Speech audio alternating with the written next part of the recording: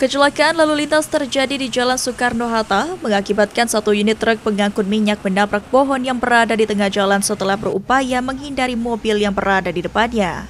Menurut salah satu warga, kecelakaan tersebut akibat sopir truk berusaha mengendalikan kendaraan agar tidak menabrak mobil lain. Namun nahas truk justru keluar jalur dan menghantam pohon di tengah jalan.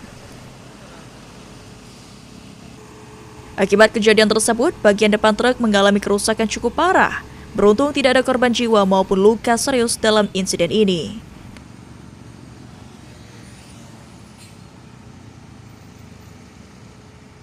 Nah itu menghindari mobil ya, belok ke ini, belok ke kanan. Oh, artinya memang mobil itu keadaannya ngebut atau tidak tadi, Pak?